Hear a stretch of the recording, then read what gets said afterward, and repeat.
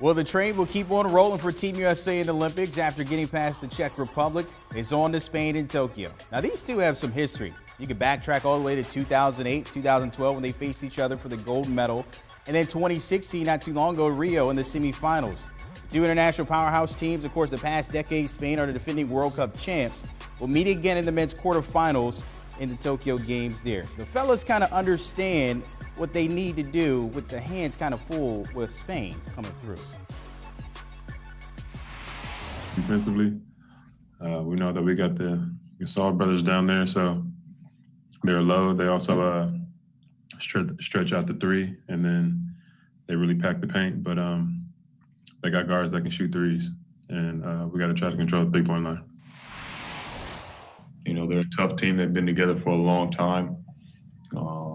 But we know we do well, and if we do that well, I don't think anybody's going to be close to beating us. So I think if we focus on ourselves and do the right things, we'll have the same result. So now we're to the knockout stage begins, meaning if you win, you move on. You lose, you go back home, no more gold medal. Taking a look at, of course, how this stacks up for Team USA against Spain, Australia, and Argentina. If you're looking at that side of the bracket, those are the top four teams in rankings. So if the U.S. does get past Spain, you got to deal with Argentina or Australia. Remember, Australia actually beat them in the exhibition. Argentina, not too bad themselves. If you make it all the way to the finals, you might see Luka. Don't forget, he's a bad man. And we've seen France and Italy. They can do a little balling as well. So interesting to see how that one tips off at 12:40 a.m. Before we get to tip-off, though, Mr. Pick and Roll Avery Johnson tapping in to give us all the things that can happen for Team USA in Tokyo. Before we get to that, Avery, we've been looking for somebody to step up, a leader of the team. We always have one each Olympics. It's Kevin Durant so far, has the most career points. We're top in the Olympic Games. What have you seen from KD so far to help the team kind of trend in the right direction?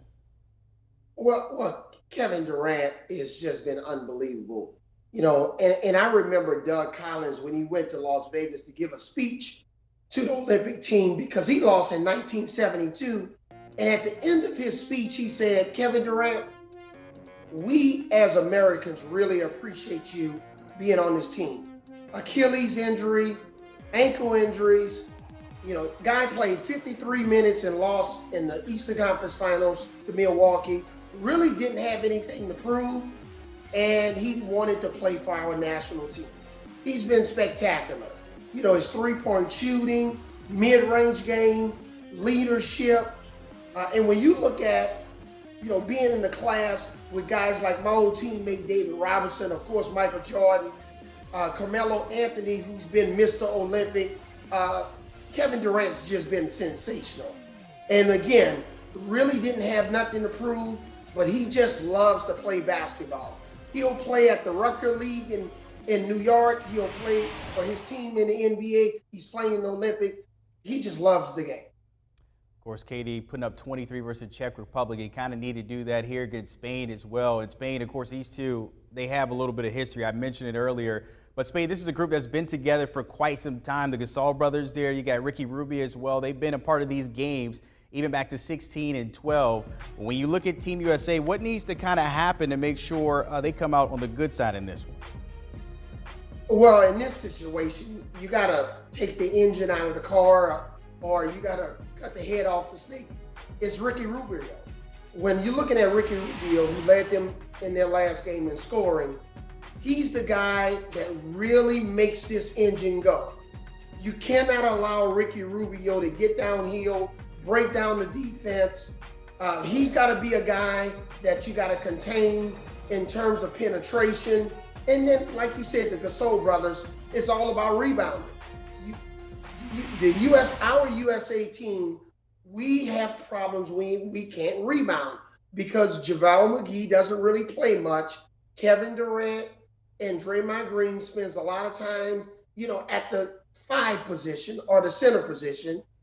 So again, we're going to be undersized. So we got to rebound, keep Rubio under control. And the last thing is the great neutralizer, which is the 3-point shot.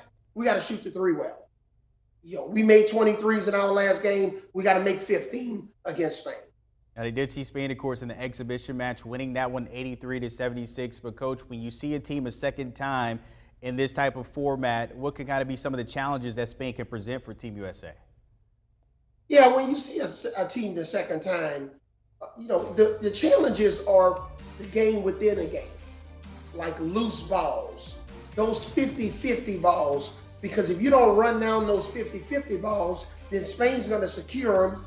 That's what leads to easy threes, or that's what leads to easy baskets. I believe when the USA team, when we get our defense set, we can keep them in front of us. But again, all those little things coming out of timeouts, all of the foreign teams are really good at those plays coming out of timeouts, maybe that you haven't seen before. So it's probably going to be good if we can change up our defense, maybe throw in a little zone, do something that they haven't seen before just to keep them off balance. As we always say, defense wins championships. USA coming in this one a 12-point favorite over Spain. I got to get your expert pick. I think I know where you're going, but you got to tell me, of course. Oh, USA. USA.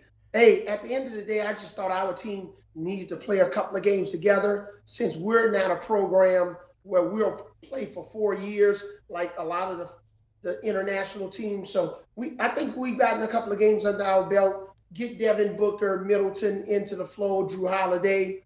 But from a talent standpoint, top to bottom, we got to be ready to go. And I'm going with the United States of America. Want a sports network that delivers everything that matters about the game? The highlights, the picks, the instant analysis. No yelling, no fake debates, no politics. Hit the subscribe button and never miss a moment.